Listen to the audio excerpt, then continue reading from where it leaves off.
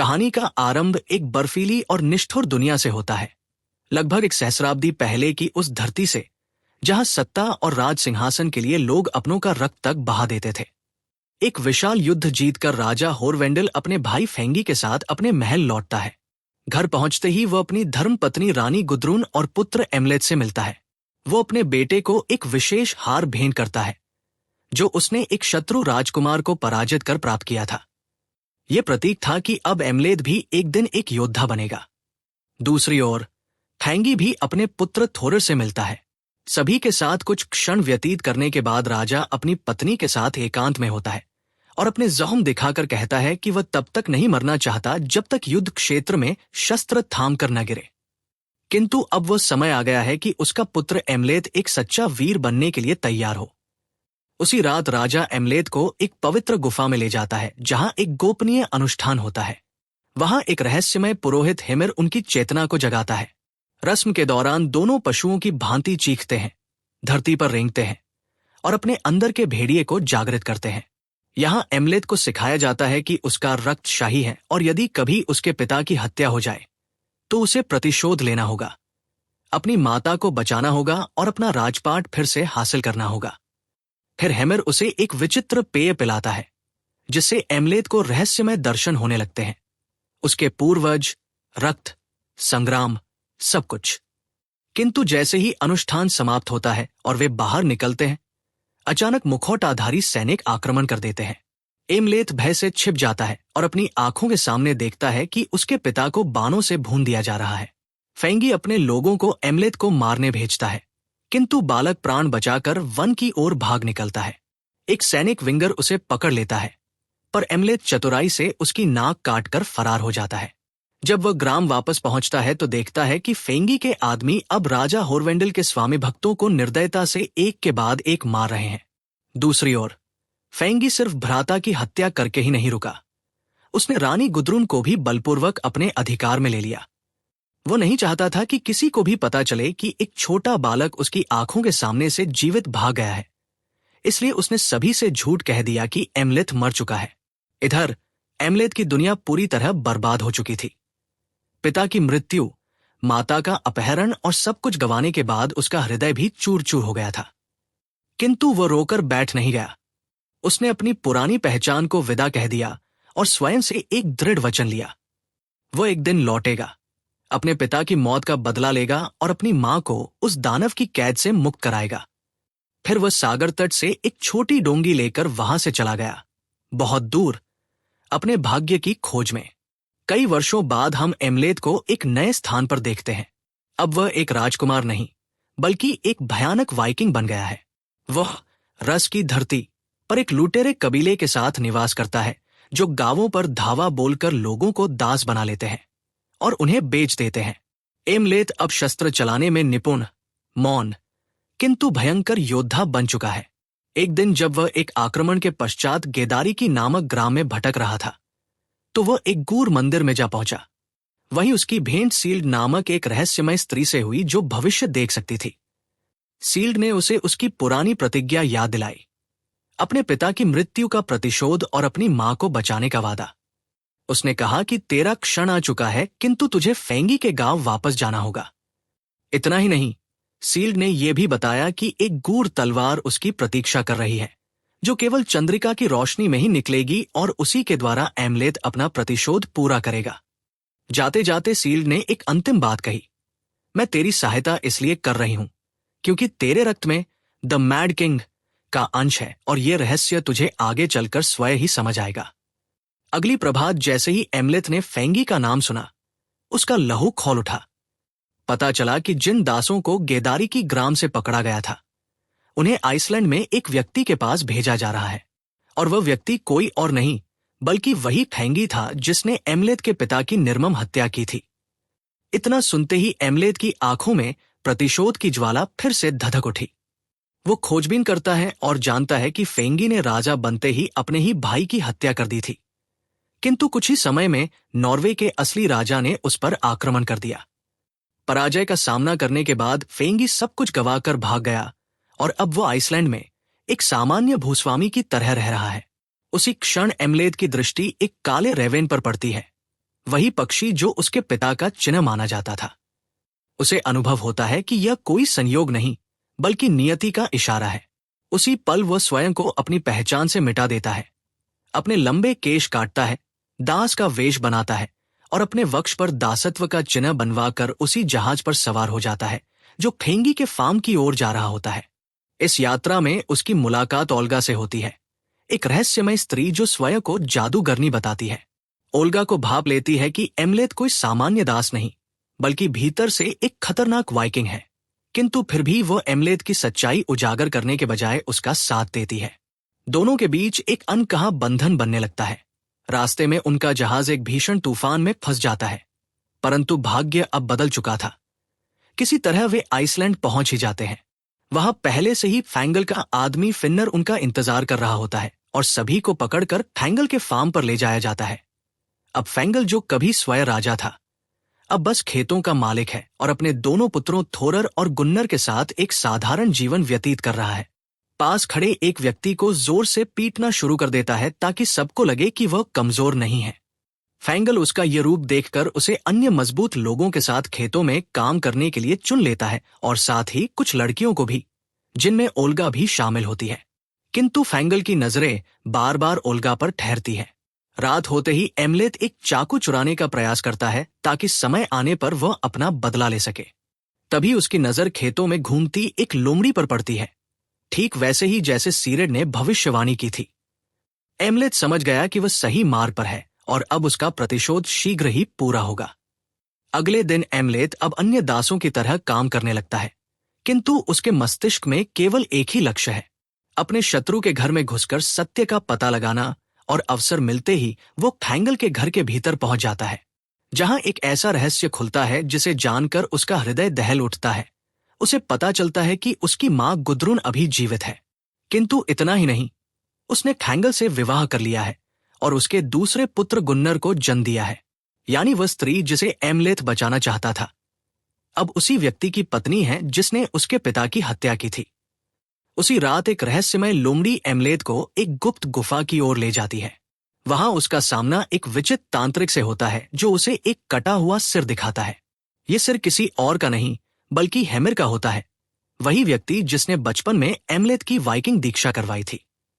तांत्रिक बताता है कि उसने हेमिर की आत्मा को जीवित रखा है और अब वह एमलेथ को एक ऐसा हत्यारा दिलाने में सहायता करेगा जो उसकी प्रतिशोध की आग को शांत कर सकता है। वो हथियार है ड्रैगर, एक प्राचीन तलवार जिसे सिर्फ रात में ही इस्तेमाल किया जा सकता है। किंतु ये तलवार एक मृत योद्धा माउंट ड्वेलर के पास है और उसे पाने के लिए एमलेथ को चंद्रमा की रोशनी पर विश्वास करना होगा। एमलेथ एक गुप्त कब्र में पहुंचता है जहां ड्वेलर का भयानक शरीर तलवार को अपने हाथों में थामे बैठा होता है। जैसे ही एमलेथ तलवार लेने का प्रयास करता है, ड्वेलर जीवित हो उठता है और एक भीषण युद्ध छिड़ जाता है। तभी एमलेथ को हेमिर की बात याद आती है, चंद्रमा की रोशनी पर भरोसा करो, और ठीक वैसा ही करता है। वह ड्वेलर को चंद्रमा की रोशनी में खींच लाता है और जैसे ही प्रकाश उस पर पड़ता है, ड्वेलर शांत हो जाता है और एमलेथ को एक अंतिम मौका देता है। किंतु तभी एक चौंकाने वाला पल आता है। एमलेथ को समझ आता है कि ये सब जो वह देख रहा था वो केवल उसके मस्तिष्क की एक परीक्षा थी। असली तलवार तो अभी उसके हाथ में है और ये अस्त्र सिर्फ उसी का है। तलवार लेकर जब वह फार्म पर वापस लौटता है तो फैंगल का एक खतरनाक कुत्ता उस पर भौंकना शुरू कर देता है। किंतु एमलेथ अब कोई सामान्य दास नहीं रहा। वो कुत्ते पर दहाड़ता है और उस जोश को देखकर कुत्ता भी पीछे हट जाता है। फैंगल इस हलचल को देखता है, किंतु उसे कुछ समझ नहीं आता और वो वहां से चला जाता है। अब एमलेथ के पास है वो अस्त्र जो उसकी किस्मत बदलने वाला है। अब समय था प्रतिशोध के पहले वार का। किंतु एक बाधा फिर सामने खड़ी हो गई। फैंगल उस रात ओल्गा के कक्ष में जाता है, किंतु ओल्गा चतुराई से उसे बहाना बता देती है कि उसके रजस्वला चल रहे हैं। फैंगल क्रोधित होकर वहां से चला जाता है और बाहर खड़ा एमलेथ सब कुछ चुपचाप देख रहा होता है। उसे एहसास होता है अब आक्रमण करने का सबसे उचित अवसर है। किंतु तभी सूरज की किरणें आकाश में फैलने लगती हैं और क्योंकि उसकी जादुई तलवार सिर्फ रात में कार्य करती है, वह बिना हमला किए वहां से हट जाता है और तलवार को छुपा देता है। अगली सुबह एमलेथ ओल्गा को अपनी तलवार के रहस्य के बारे में बताता है और अपनी वास्तविक पहचान भी उजागर करता है। ओल्गा बिना किसी भय के उसका साथ देने को तैयार हो जाती है, क्योंकि वह भी फैंगल की कैद से मुक्त होना चाहती है। किंतु एमलेथ का बदला लेने का अवसर अभी और इंतजार करना था। वो 5 अन्य दासों को लेकर गांव के मुखिया के पास जाता है, जहां एक खतरनाक और प्राणघातक खेल होने वाला होता है। इस खेल में 2 टीमें बनती हैं और नियम स्पष्ट है, या तो जीतो या मरो। खेल प्रारंभ होते ही मैदान युद्ध के क्षेत्र में बदल जाता है। एक एक कर खिलाड़ी गिरते हैं और अंत में केवल 2 व्यक्ति बचते हैं, एमलेथ और एक राक्षस जैसा बलशाली खिलाड़ी। किंतु तभी फैंगल का पुत्र गुन्नर, जो क्रोध में होता है, अचानक गेंद उठाकर भागने लगता है। उस भारी भरकम खिलाड़ी को यह बात पसंद नहीं आती और वह गुन्नर पर आक्रमण कर देता है। तभी नायक की तरह एमलेथ बीच में आता है और गुन्नर की जान बचाते हुए उस दैत्य को समाप्त कर देता है। इस साहस के बाद फैंगल के विश्वास पात्र थोरर उत्सव के दौरान एमलेथ को बधाई देता है और बताता है कि अब वो अन्य दासों से ऊपर है। उसे कम काम मिलेगा, दूसरों को आदेश देने का अधिकार मिलेगा, और सबसे बड़ी बात, अब वो एक महिला भी चुन सकता है। और जब ये विकल्प ओल्गा के नाम पर आता है, तो एमलेथ बिना समय गवाए उसे चुन लेता है। वे दोनों जंगल की ओर चले जाते हैं। वहां वे एक दूसरे से अपना प्रेम व्यक्त करते हैं और अपने प्रतिशोध की तैयारी को अगले स्तर पर ले जाते हैं। ओल्गा अपनी जादुई शक्ति से धरती माता से सहायता मांगती है और उन्हें कुछ विशेष मशरूम मिलते हैं, जो आगे चलकर एमलेथ के मिशन में बहुत काम आने वाले हैं।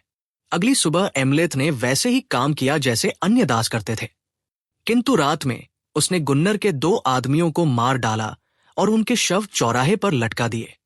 ये देखकर गुन्नर अत्यंत क्रोधित हो गया। उसे लगा कि यह आक्रमण ईसाई लोगों ने किया है। फैंगल ने अपने पुजारी को बुलाकर इस हमले की जांच करवाई। पुजारी ने कहा कि यह हमला सामान्य नहीं था और जो भी इसे अंजाम दे रहा है वो प्रतिशोध की प्यासा है। उसने परिवार को बचाने के लिए एक कन्या की बलि देने का निर्णय किया। जब पुजारी बलि की तैयारी कर रहा था, तब एमलेथ ने जानवरों की आवाजें निकालकर कोलाहल मचा दिया। फैंगल का कुत्ता एमलेथ पर झपटा, किंतु फैंगल को उसे मारना पड़ा। जब लोग आवाज सुनकर बाहर आए तो एमलेथ ने मौका पाकर मंदिर में घुसकर उस कन्या को बचा लिया और पुजारी को मारकर मंदिर में लटका दिया। अगले दिन एमलेथ ने रसोई में जाकर सूप में विशेष मशरूम मिला दिए। उस दिन से फार्म के सभी दासों को सुरक्षा का काम दिया गया, किंतु उन मशरूमों के कारण सभी को विचित्र सी बेचैनी और भ्रम होने लगा, जिससे वे एक दूसरे से लड़ने लगे। इसी बीच एमलेथ ओल्गा की सहायता से मुख्य घर में गया, जहां उसकी मां गुद्रुन से मुलाकात हुई। गुद्रुन प्रसन्न तो हुई कि उसका पुत्र जीवित है, किंतु उसने एक बड़ा रहस्य बताया। वास्तव में गुद्रुन को उसके पिता ने दास की तरह खरीदा था। वो कभी उससे प्रेम नहीं करती थी। उसने फैंगल से कहकर अपने पति की हत्या करवाई थी, ताकि वो उस व्यक्ति के साथ रह सके जिसे वह सचमुच प्यार करती थी। उस दिन वह चिल्लाने की बजाय हंस रही थी। एमलेथ ने सोचा कि शायद उसे भी गुद्रुन को मारना चाहिए, किंतु गुद्रुन ने कहा कि वह जानती है कि एमलेथ उसे कितना प्यार करता है। यदि एमलेथ फैंगल और थोरर को हरा देगा, तो वो उसे अपना राजा मान लेगी और दोनों मिलकर शासन कर सकते हैं। फिर गुद्रुन ने एमलेथ को चूम लिया, जो अजीब था क्योंकि वो उसकी मां थी। किंतु एमलेथ उसके जाल में फंसने वाला नहीं था। उसने तुरंत थोरर को मार डाला, जो उसके शैया पर था। इसके बाद एमलेथ ने ओल्गा को पूरी सच्चाई बताई। अब गुद्रुन को भी पता चल गया था कि उसकी वास्तविकता क्या है, इसलिए वो अब दास बनकर फार्म पर नहीं रह सकती थी और कहीं छुपने चली गई। अगली सुबह फैंगल ने अपने पुत्र की लाश देखी और वो अत्यंत क्रोधित हुआ। तभी गुद्रुन ने उसे एमलेथ की वास्तविकता बताई।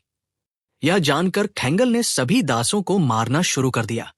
जब ओल्गा की बारी आई, तभी एमलेथ वहां पहुंच गया। इस बार उसने अपना राजकुमार वाला हार पहना था और अपना असली नाम भी बताया। उसने फैंगल को अपने पुत्र का दिल दिखाया, जो उसने कल रात थोरर के शरीर से निकाला था। फैंगल ने अपने आदमियों को एमलेथ पर आक्रमण करने को कहा। अब एमलेथ अकेला ही सभी सैनिकों से लड़ने लगा। इसी बीच ओल्गा वहां से भाग गई। बाद में एमलेथ ने स्वयं को फैंगल के सामने आत्मसमर्पण कर दिया। फैंगल समझ रहा था कि अब लड़ाई समाप्त हो गई है और उसने अपने पुत्र का दिल भी वापस पा लिया है, किंतु एमलेथ ने बताया कि वह दिल उसके पुत्र का नहीं, बल्कि उसके कुत्ते का था। फैंगल क्रोध में आ गया और उसने एमलेथ को एक कमरे में बंद करके पिटाई करने के आदेश दे दिए। कई घंटों की पिटाई के बाद भी एमलेथ ने दिल के बारे में कुछ नहीं बताया। फैंगल को अपने पुत्र का अंतिम संस्कार करना था, इसलिए उसने बाद में हिसाब करने का निर्णय लिया। जाने से पहले फैंगल के एक सैनिक ने एमलेथ की तलवार को बेकार समझकर कमरे में फेंक दिया, क्योंकि तलवार म्यान से नहीं निकल पा रही थी। जब वे लोग चले गए तो कई काले पंखों वाले कौवे और एक अज्ञात व्यक्ति वहां आ गए। उधर फार्म पर सभी लोग थोरिर के अंतिम संस्कार में व्यस्त थे। जब फैंगल के लोग एमलेथ को मारने वापस आए तो एमलेथ वहां मौजूद नहीं था। एमलेथ को विचित्र चीजें दिखने लगी, जैसे वो घोड़े पर बैठा है और एक वाल्किरी उसे ले जा रही है। किंतु जब उसकी आंख खुली तो पता चला कि वास्तव में ओल्गा ने उसे बचाया था। एमलेथ को लगा कि ओल्गा का साथ उसके लिए बहुत विशेष है, इसलिए वो उसके साथ भाग गया। बहुत यात्रा करने के बाद वे समुद्र के किनारे पहुंचे और वहां एक नाव में बैठ गए।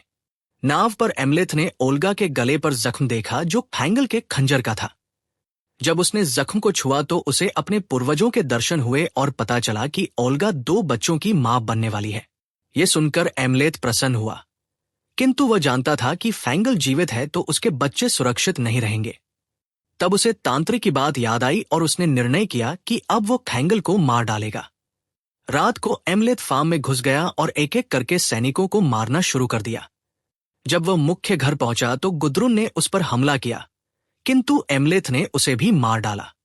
तभी गुन्नर ने पीछे से आक्रमण किया, पर एमलेथ ने उसका भी वध कर दिया।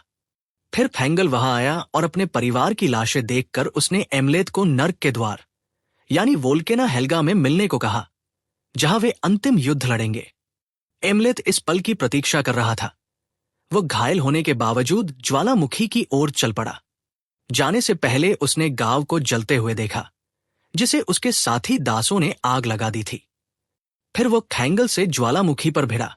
दोनों ने जबरदस्त लड़ाई लड़ी। एमलेथ घायल था, इसलिए फैंगल उस पर भारी पड़ रहा था। किंतु फिर एमलेथ का क्रोध उसे शक्ति दे गया। उसने भी फैंगल को मारना शुरू कर दिया और अंत में दोनों एक दूसरे को मार डालते हैं। मरते हुए एमलेथ ने आखिरी बार देखा कि ओल्गा उसके दोनों बच्चों के साथ बैठी है। और इसी के साथ ये फिल्म समाप्त हो जाती है।